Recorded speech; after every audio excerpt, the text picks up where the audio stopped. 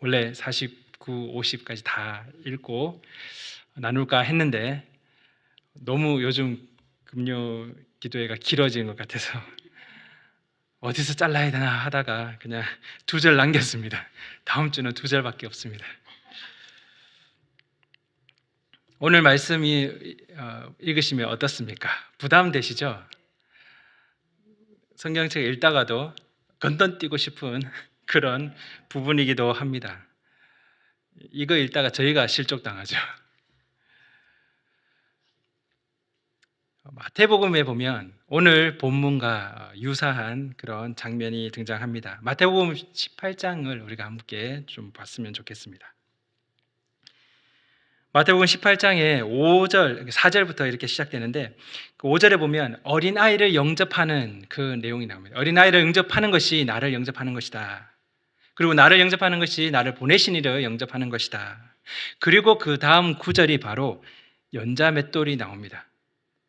즉, 이 작은 자들 중에서 하나라도 실족해 하면 연자맷돌을 메고 바다에 던져지는 게 더 낫다. 그렇게 이야기가 등장합니다. 즉 마태복음 18장은 어린아이를 영접하는 것 이야기 나오고 바로 연자맷돌 이야기가 등장합니다. 근데 오늘 우리가 본 이 마가복음에는 조금 다릅니다. 오늘 본문에서 우리가 연자맷돌을 42절에서 볼 수 있는데 어린아이를 영접하는 부분은 37절에 있습니다. 그래서 37절 마가복음 9장 37절에 어린아이를 하나를 영접하면 나를 영접함이요라고 하고 그 다음에 우리가 지난주에 나누었던 그 귀신을 내쫓는 어떤 자 이야기가 등장합니다. 그리고 오늘 본문 42절로 다시 이어지고 있습니다. 그래서 그 어떤 자, 그 귀신을 내쫓는 그 어떤 자 이야기를 빼버리면 마태랑 똑같이 맞춘다면 32절 말씀에서 바로 42로 연결이 될 수 있습니다. 그러면 마태복음하고 똑같아지는 것입니다. 그런 측면에서 본다면 이 41절하고 42절이 문맥상 연결이 되지 않을 수도 있습니다. 41절에 이렇게 돼 지난주에 우리가 살펴봤는데 누구든지 너희가 그리스도에게 속한 자라 하여 물 한 그릇이라도 주면 너희에게 물 한 그릇이라도 주는 자가 있다면 그가 상을 잃지 않을 것이다 라는 부분입니다.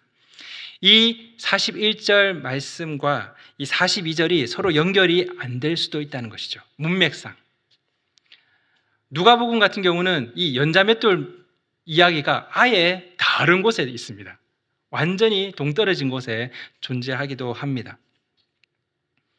그래서 신학자들이 이 사실 42절 이후로 50절까지 이 내용들이 서로 문맥상 연결된다기보다는 조금 열거식으로 예수님의 그 가르침에 대해서 나열한 것이 아닌가 이렇게 보기도 합니다. 갑자기 소금 이야기가 나오고 또 갑자기 실족 이야기가 나오고 이러니까 좀 이게 문맥상 어떤 연결은 되지 않지 않을까 이렇게 보게 됩니다.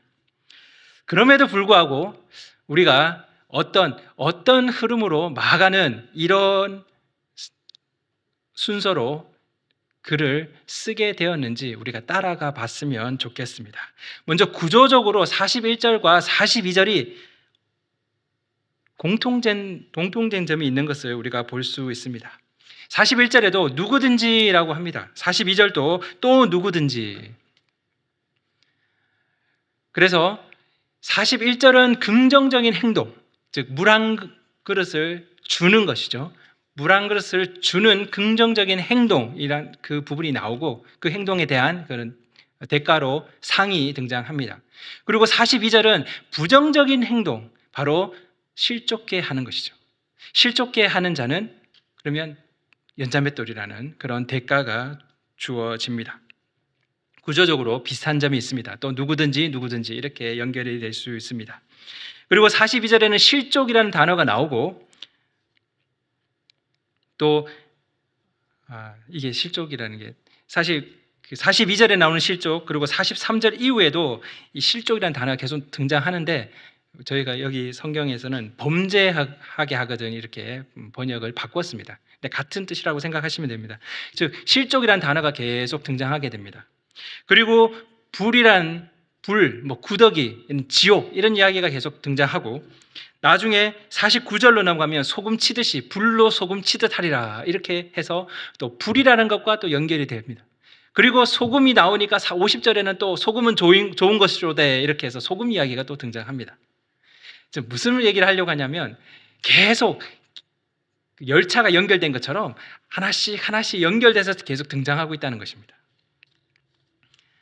누구든지 긍정적인 행동, 누구든지 부정적인 행동, 실족. 그러면 실족 이야기가 또 계속 나오고 불 이야기가 나오니까 불과 소금 이야기 나오고 소금 나오니까 또 소금으로 끝나는 이런 식의 연결고리가 됩니다. 그런데 그 사이에 문맥적인 그런 의미는 조금 없지 않나 이렇게 신학자들은 보고 있습니다.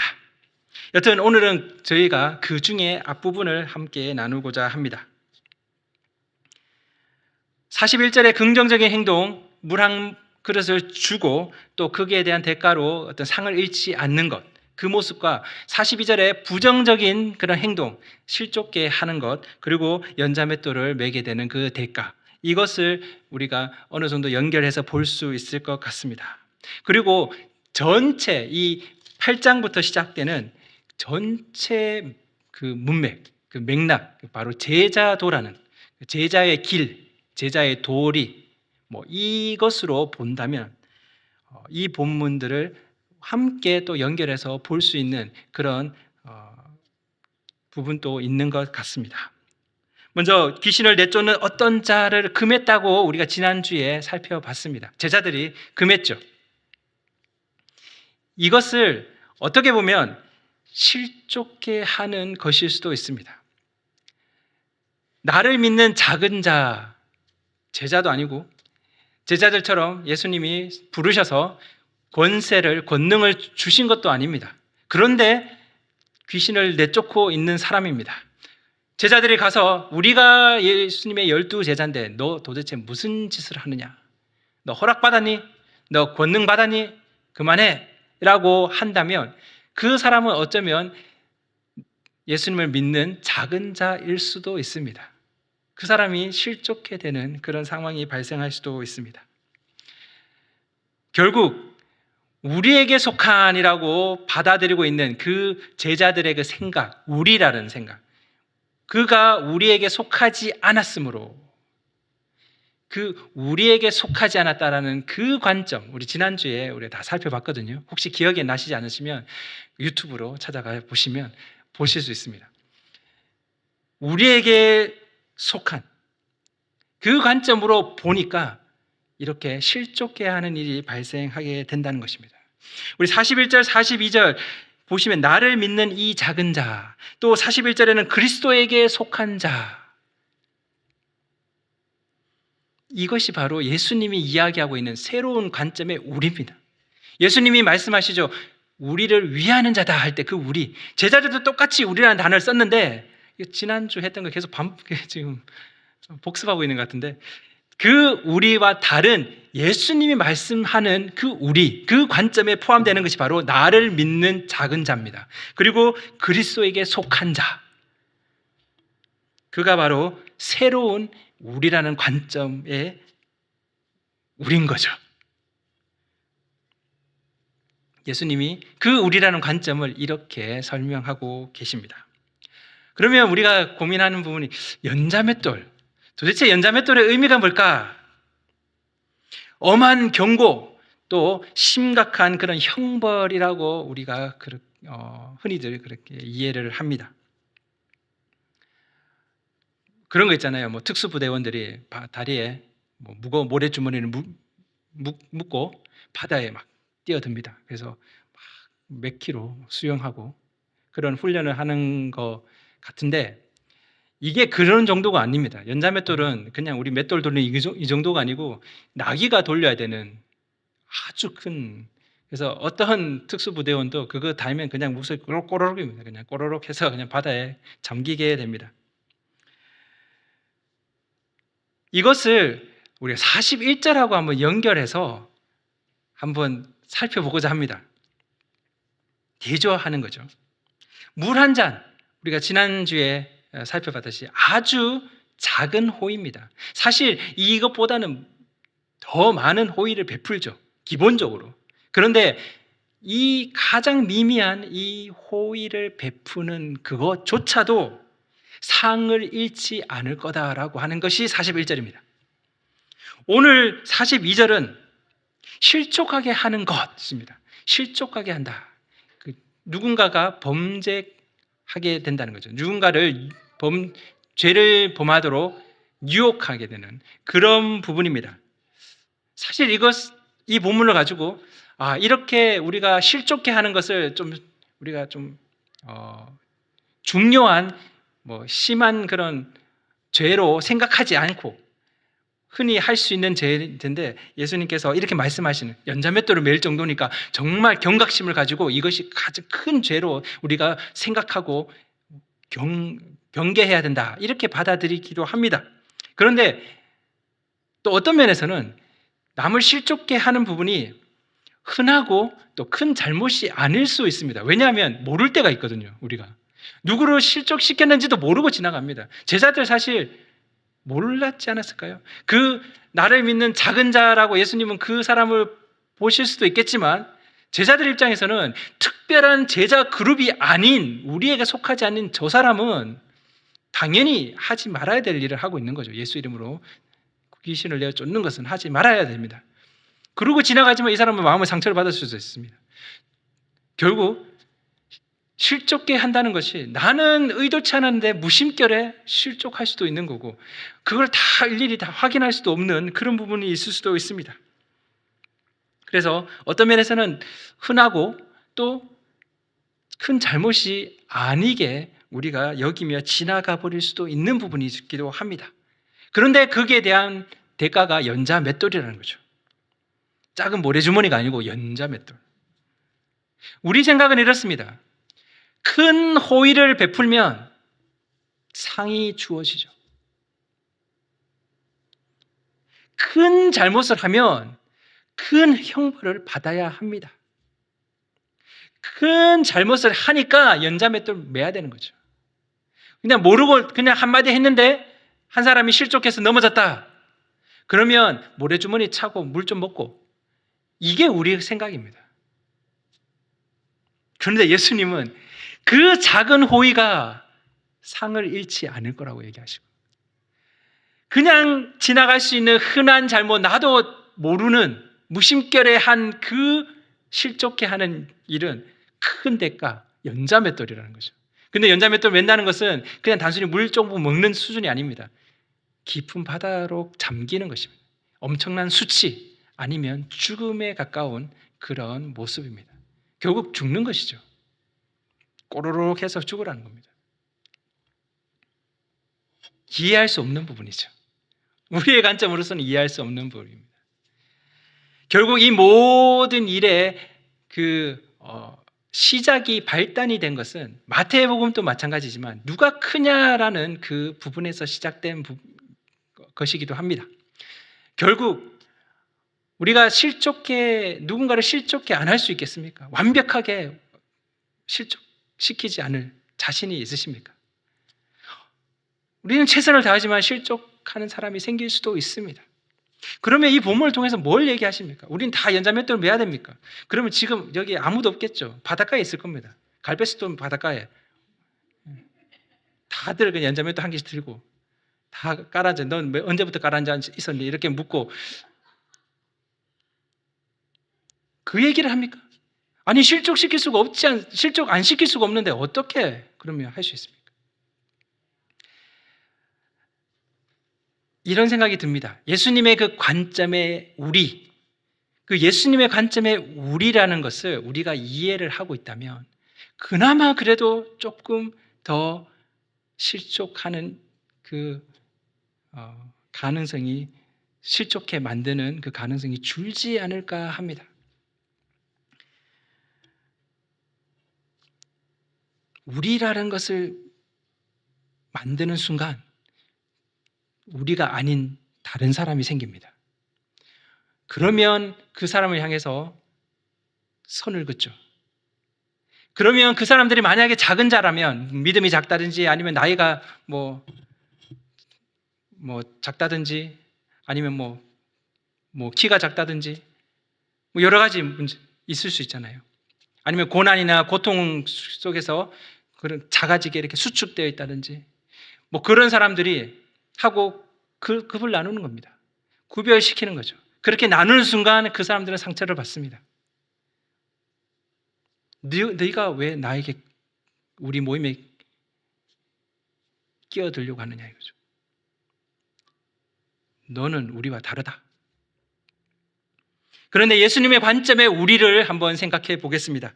지난주에 했던 것 보시면 그리스도께 속한 것입니다. 중요한 것이 우리가 아니고 그리스도입니다. 우리의 특별한 지위, 우리의 특별한 모습, 우리의 특별한 상황이 아니고 그리스도께 속한 자, 그리스도께 속한 것이라고 본다면 더 넓어지겠죠. 더 넓어집니다. 그러면 그 테두리가 넓어짐으로 인해서 포용할 수 있는 그 범위가 더 커지는 것이죠.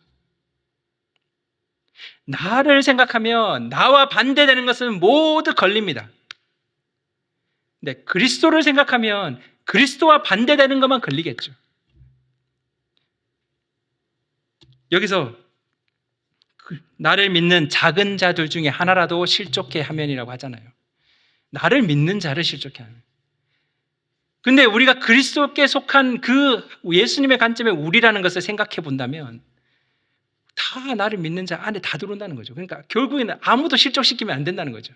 그 범위로 우리는 생각하게 되는데 만약에 우리라는 그 틀로 제자들 그룹 이렇게 만들어버리면 그 밖의 사람들에 대해서는 차별하게 됩니다. 구별하게 되는 것이죠. 그러면 안 믿는 사람들은 어떻게 됩니까? 그 사람들 실족시키면 어떡합니까? 그 사람들은 원래 계속 죄를 짓잖아요. 우리가 어떻게 실족해 안 하게 할 수 있는 그런 부분이 없으니까 그거는 또 얘기가 다른 얘기인데 본문에서 이야기하는 것은 예수님의 그 관점에서 우리를 생각한다면 우리가 이런 실족해 하는 다른 사람을 믿는 다른 작은 자를 실족해 하는 그런 부분들이 줄 수 있지 않을까 생각합니다. 43절에서 47절을 보시면 이제는 자기 자신을 실족하게 하는 부분이 등장합니다. 죄로 이끄는 것, 손이 또 우리의 발이, 우리의 눈이 우리를 죄로 이끄는 것, 또 유혹에 빠지게 한다든지 아니면 영생에 들어가는, 궁극적으로는 영생에 들어가는 것을 막는다는, 이렇게 우리의 손과 발과 눈이 그렇게 막으면, 실족하게 하면, 우리 자신을 실족하게 하면 무시무시한 말이 등장합니다. 찍어서 버려라, 뺏어 버려라, 그렇게 나옵니다. 오늘 43절에서 47절까지 다 동일한 구조입니다. 영생이라는 것과 지옥이라는 것이 대조되고 있습니다. 그래서 범죄케 하면 찍어버리고, 그래서 한 팔 없이 영생에 들어가는 것이 두 팔을 가지고 지옥에 가는 것보다 낫다. 그렇게 3번이 반복되고 있습니다. 참고로 지옥이라는 단어가 여기서 그 게엔나라는 단어가 쓰였다고 합니다. 이게 히브리 말로는 흰놈의 골짜기라는 것을 이제 헬라어로 쓴 거라고 하는데, 흰놈의 골짜기라고 구약에서 검색을 해보시면 여러 가지 등장합니다.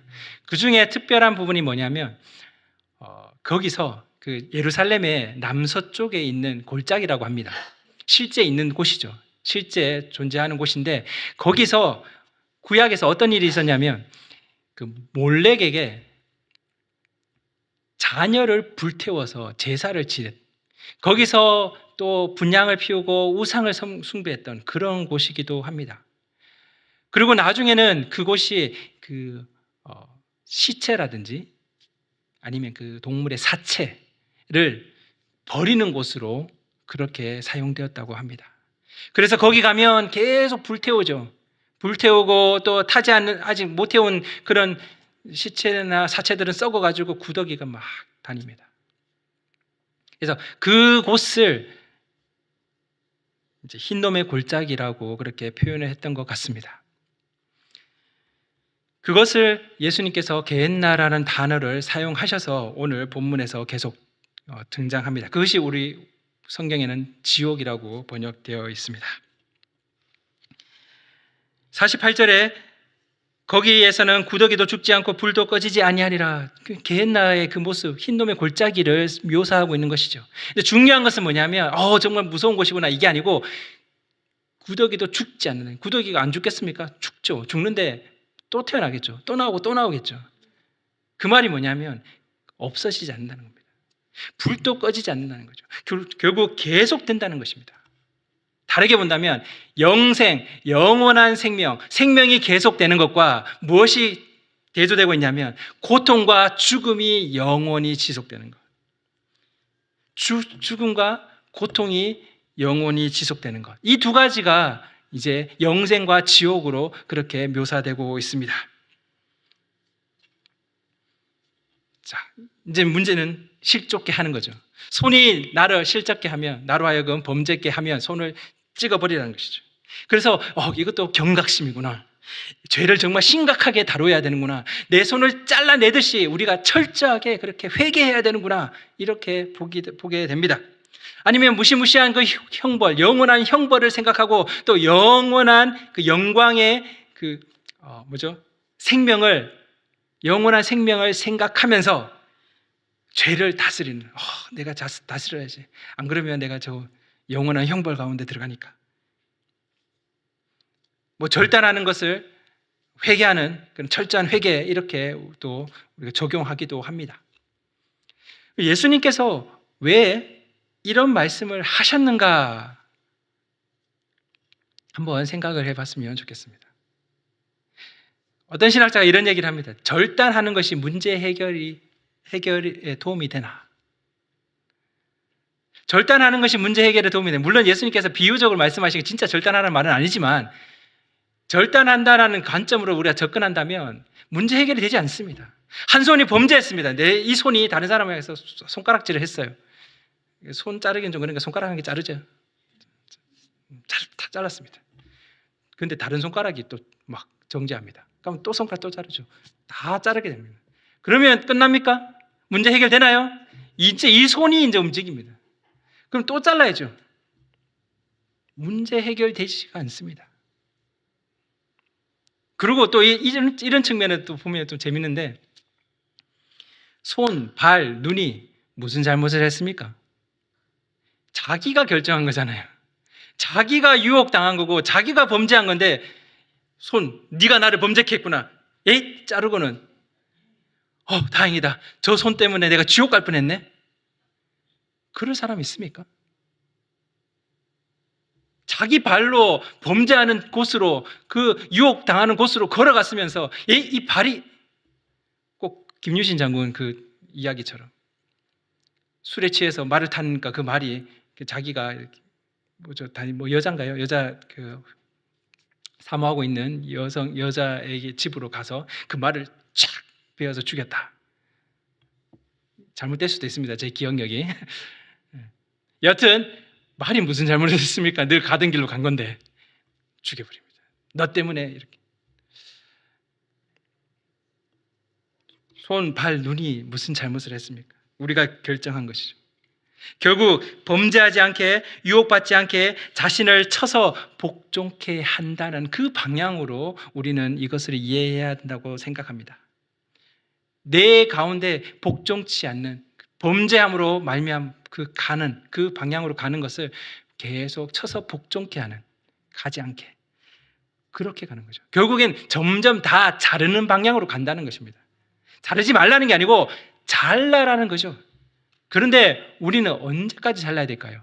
즉 아무것도 남지 않을 때까지 자를 겁니다. 계속 절단. 그런데 어떤 사람들은 절단하지 않을 것입니다. 절단하다가 멈춘 사람도 있고 아예 처음부터 절단하지 않는 사람이 있을 겁니다. 왜? 내가 뭘 잘못했는데? 내가 자를 이유가 뭐야? 그리고 그냥 살아갑니다. 자, 오늘 본문을 이 큰 맥락, 제자도의 관점에서 다시 한번 보고자 합니다. 먼저 우리가 마가복음 8장 35절 말씀을 한번 보겠습니다. 마가복음 8장 35절.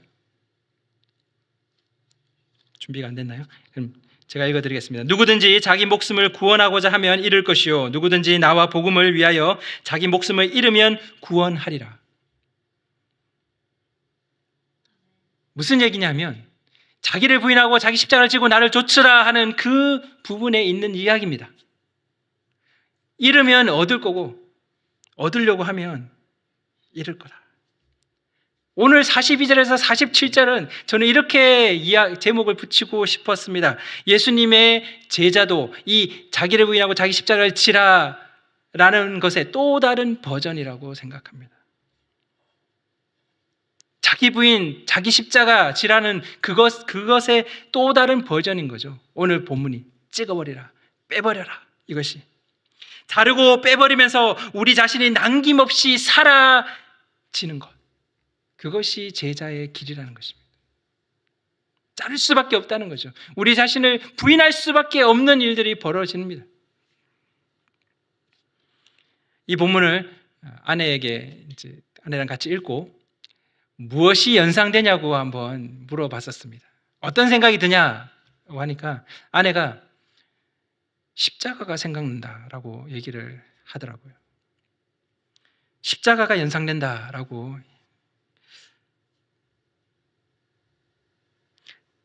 우리 자신이 유혹에 넘어가서 범죄했는데 손, 발 잘리고 눈이 빼버려집니다. 계속 절단되고 파내어져서 다 내어준 바 되어서 마지막에는 죽는 것. 그것. 어쩌면 그것이 바로 그리스도의 길, 십자가의 길이 아닐까 그런 생각을 합니다. 자르고 우리의 범죄함으로 말미암아 자르고 빼고 내어주고 다 흘리고 나니 이제 마지막 목숨까지 남김없이 사라지는 그 십자가의 길, 그 그리스도의 길이 연상되는 것 같습니다. 결국 그 예수님의 길을 따르는 것은, 그 제자로서 따르는 그 길은 동일하게 죽음의 길입니다. 자기 자신을 부인하고 자기 십자가를 진다는 것이 그냥 희생 좀 하고 뭐 내 맡은 바 내 고난 내가 달게 받고 이게 아닙니다. 죽음의 길을 가는 것입니다. 그러기에 자기 자신을 부인하고 자기 십자가를 진다는 말, 자기 자신이 죽는 그 죽음으로 간다는 것은, 그리스도와 함께 죽고 그리스도와 함께 사는 그 길로 간다는 것은 바로 예수의 그 십자가 앞에 설게 됩니다. 자기 부인의 길을 걷는 자는 예수의 십자가 앞에 무조건 서게 됩니다. 영생을 위해서 모든 것이 잘리고 파내어지신 그 분을 보면서 우리도 죽는 것입니다. 우리도 죽을 수 있는 것입니다. 남들은 스탑. 그런 길 나는 안 가겠습니다. 왜 멀쩡한 내 손을 자릅니까? 내가 생각할 때는 아무리 해도 그 정도 잘못은 아닙니다. 내가 정말 살인을 하면 내가 그거는 달게 받을게요. 그 정도는. 그런데 내 손이 뭘 번제했다고 내 손을 자릅니까? 그런데 우리는 자릅니다. 진짜 자르란 말이 아니고 그렇게 쳐서 복종합니다. 우리 자신을 죽이고 부인합니다. 남들이 보면 어떻습니까? 불쌍한 자입니다. 정말 손 없고 다리 없고 눈 없는 불쌍한 자인 거죠. 그리스도인들 보면 불쌍해요. 아유, 저 불행한 자들. 날마다 죄에 눌려서 사는구나. 그렇게 보겠죠. 그런데 아닙니다. 우리는 그 가운데서 기쁨을 느낍니다. 자르면서 기뻐합니다. 그리스도의 길을 가고 있기에. 우리는 못 본 것을 봅니다. 우리는 남이 듣지 못한 음성을 들었습니다. 우리는 남이 없는 것을 가졌습니다.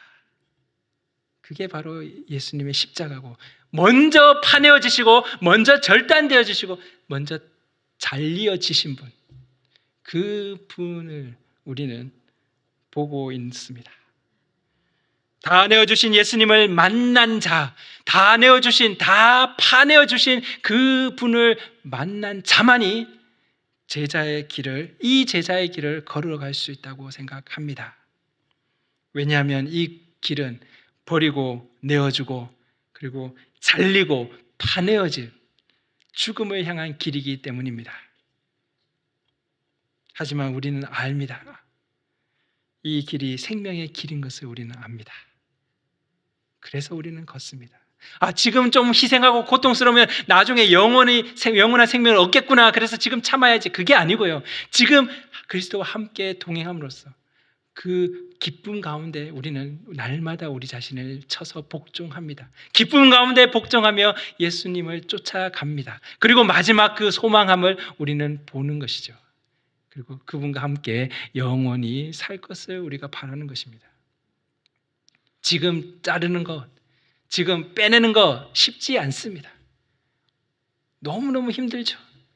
그게 어떻게 가능할까? 그래서 이 본문 보면 스킵합니다. 그냥 자동적으로 점프가 됩니다. 바로 그냥 10장으로 그냥 넘어가 버리죠.